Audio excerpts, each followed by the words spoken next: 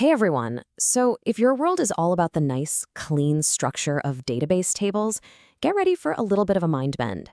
We're going to talk about the one data structure that is, no joke, the engine behind almost all of modern AI, the tensor. Okay, let's just dive right in. You know tables, right? You've got your rows, you've got your columns, everything fits neatly into two dimensions. It makes sense. But how does an AI look at something complex, something like a color photograph? It's not just a flat list of data. And right here, this is the core of the problem. On one side, you've got that familiar, flat 2D table. But on the other, well, that's how an AI has to see that image. It's not just about height and width. There's a whole other dimension, a third layer, for the color channels. Red, green, and blue. All of a sudden, our trusty two-dimensional table just isn't going to cut it. So to deal with this kind of data, we have to make a bit of a leap. We've got to move beyond just rows and columns and into a world that can handle, well, pretty much any number of dimensions. And that is exactly what tensors were designed to do. So what even is a tensor when you get right down to it? Honestly, it's just a container for numbers. It's a multidimensional array. The best way to think about it is as a generalization. A single number, that can be a tensor. A list of numbers, what we'd call a vector, yep, that's a tensor too. And that database table you know and love, it's just a specific type of tensor. Okay, so if these things can have any number of dimensions, how are we supposed to talk about them? We can't just run around saying that five-dimensional data thingy. We need a vocabulary for it. And that special word we use is rank. And rank is really just a fancy word for the number of dimensions. That's it. It's a super simple way to describe how complex a tensor is. A rank of 0 means it has 0 dimensions.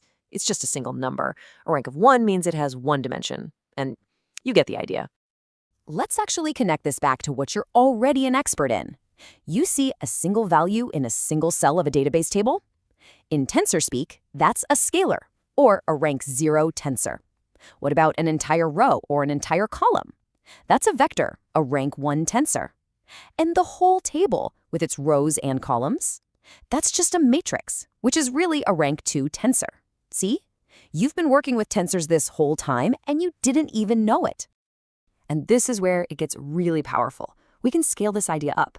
We start with a rank 0 scalar, we get to a rank 2 matrix, then a rank 3 tensor for that color image we talked about, but it doesn't have to stop there. You can have rank 4, rank 5, you can just keep adding dimensions to describe more and more complex data, like a video clip or a 3D medical scan. So besides just knowing the number of dimensions, the rank, every single tensor has two other really important properties. You can kind of think of these as its DNA, its core blueprint. First up is its data type. This is simple. Every single number inside a tensor has to be the same kind of number, like a 32-bit float or an integer, no mixing and matching. And second is its shape. This is just a list of numbers that tells you how big each dimension is.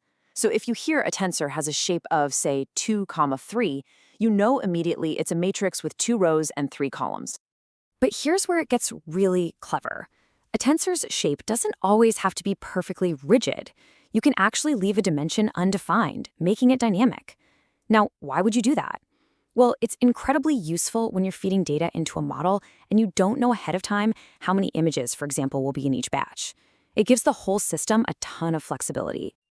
Okay, so we've got a handle on what a tensor is. We know about its rank, its shape, its data type. But what are they actually for? How do they get used in a real AI model?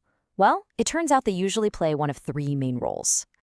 First, you've got your constants. These are tensors with fixed values that are never going to change, like a key setting or parameter. Then you have variables. Now, these are the exciting ones. These are the tensors the model can actually change and update during training. This is where the learning happens. Think of the weights in a neural network. And finally, you have placeholders. These are basically empty buckets that you pour your actual data into when it's time to run the model. All right, let's pull all of this together. We've gone from a simple table all the way to these powerful multi-dimensional data containers. We've talked rank, shape, and type. But really, why does this matter so much? Why is this one idea so fundamental to all of deep learning? It really boils down to this. Tensors are the universal language of AI. Absolutely everything, from your input data like text or images, to the internal weights the model is learning, to the final predictions it spits out. All of it is represented and calculated as a tensor. They are the absolute bedrock that the entire field is built on. So I'll leave you with this little thought experiment. Now that you have this new lens, what else in your world can you see as a tensor? Think about a video clip. That's just a sequence of images, right? So it's a rank for a tensor. You've got the number of frames, then height, width, and color.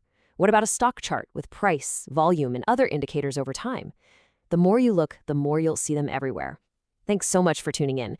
If this explainer helped you connect the dots, please hit that like button, share it with a friend, and subscribe for more.